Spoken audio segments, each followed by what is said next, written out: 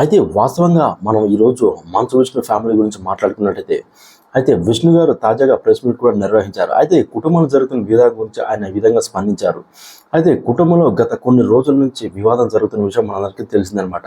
అయితే నిన్న జరిగిన ఘర్షణ అనంతరం మోహన్ బాబు ఆసుపత్రిలో చేరాడు. అయితే ఈ నేపథ్యంలో ఆయన తనయుడైనటువంటి మంచు విష్ణు గారు తాజాగా ప్రెస్ మీట్లో పాల్గొని ఈ విధంగా మాట్లాడారు.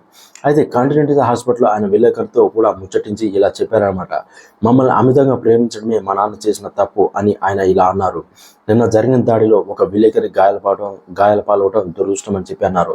అతని కుటుంబంతో మాట్లాడమని, అవసరమైన సహాయం చేస్తామని చెప్పి ఆయన పేర్కొన్నారు. అయితే మాది ఉమ్మడి కుటుంబం, మేము మెలిసి ఉంటామని అనుకున్న దురదృష్టవశాత్తు ఇలా జరిగింది. ఈ వివాదం నా మనసులో ఎంతో బాధ పెడుతుంది. ఈ సమస్య పరిష్కారం అవుతుందని చెప్పి భావిస్తున్నానని చెప్పి విష్ణు గారు అన్నారు. అయితే మమ్మల్ని విపరీతంగా ప్రేమించడమే నాన్న చేసిన తప్పు. ప్రతి కుటుంబంలో ఇలాంటి గొడవలు జరుగుతుంటాయి. కాబట్టి ఈ విషయాన్ని సెన్సేషన్ చేయొద్దు. ఇది నా రిక్వెస్ట్. ప్రజల్లో మాకు గుర్తింపు ఉంది. ప్రజల్లో తీసుకెళ్ళటం కరెక్టే, కానీ కొంతమంది హద్దులు మీరు వ్యవహరిస్తున్నారు. ఈరోజు అమ్మ ఆసుపత్రిలో చేరారు. ఇంటి పెద్ద కుమారుడిగా నేను చాలా బాధపడుతున్నా. నిన్న జరిగిన ఘర్షణలో నాకు గాయాలయ్యాయి. అయితే కన్నప్ప సినిమా పోస్ట్ ప్రొడక్షన్ పనుల కోసం లాస్ ఏంజల్స్లో ఉన్నప్పుడు ఇంట్లో గొడవలు జరుగుతున్నాయి. నాకు ఫోన్ వచ్చింది. అన్నీ అక్కడే వదిలేసి వచ్చేసాను. అన్నింటికంటే కుటుంబం ముఖ్యం. నిన్న ఉదయాన్నే హైదరాబాద్ వచ్చా. ఏం జరుగుతుందో అర్థం కాలేదు. నేను ఊర్లో లేని 4 రోజుల్లో ఇది అంతా జరిగిపోయింది. నిన్న జరిగే గొడవల్లో ఒక రిపోర్టర్ గాయాలయ్యారు. అది దురదృష్టకరం. ఉద్దేశపూర్వకంగా మేము ఎవరిని బాధ పెట్టాలనుకోవట్లేదు. నమస్కారం చేసుకుంటూనే నాన్న మీడియా ముందుకు వచ్చారు. ముఖం మైక్ పైకి పెట్టగానే క్షణికావేశంలో ఆయన దాడి చేశారు. అయితే ఆ విలేకరి కుటుంబంలో నేను ఫోన్లో మాట్లాడా. అవసరమైన సాయం చేస్తానని చెప్పి విష్ణు తెలిపారు. అయితే ఇది మా కుటుంబ విషయం. ఈ విషయంలో భాగమైన బయట వాళ్ళకి ఈరోజు సాయంత్రం వరకు అవకాశం ఇస్తున్నా. వాళ్ళంతటా వాళ్ళ వెనక్కి వెళ్ళాలి. లేదంటే వాళ్ళ పేర్లు నేను బయట పెడతా. మా నాన్న మాటే నాకు వేదవాకు. ఆయన ఏం చేసినా నాన్నే దాన్ని పాటిస్తారు. నేను దాడులు చేయను. నాకు ఏమాత్రం అవకాశం ఉన్నా ఈ ఫిర్యాదులు మా నాన్న ఆడియో సందేశం బయటకు వచ్చేది కాదు.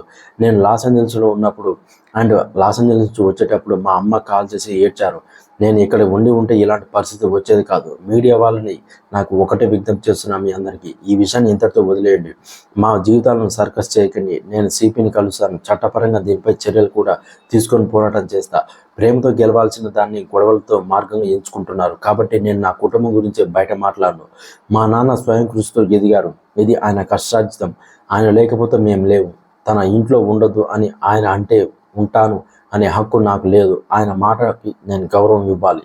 అండ్ వినయ్ నాన్న కొడుకులా చూసుకుంటారు. అతన్ని కొట్టేంత ధైర్యం ఎవరు చేయరు. భారతదేశంలో ఐఐటీలకు ఛాలెంజ్ చేసిన ఘనత మా యూనివర్సిటీకి ఉంది. అది మాకు దేవాలయం. దాని గురించి తప్పుగా మాట్లాడటం సరైన పద్ధతి కాదు అని చెప్పి వారు అన్నారు. లక్ష్మికి నాకు మధ్య చాలా సమస్యలు ఉన్నాయి. కానీ మేమిద్దరం మర్యాదగా వ్యవహరించుకుంటాం అని చెప్పి వారు అన్నారు. సో దీంతో ఈ గొడవ సర్దు మనిగినట్టు అని చెప్పి మనం కూడా అనుకుంటున్నాం. ఖచ్చితంగా మీరు కూడా ఈ వీడియో చూసినట్లయితే లైక్ చేయండి, షేర్ చేయండి, సబ్స్క్రైబ్ చేయండి.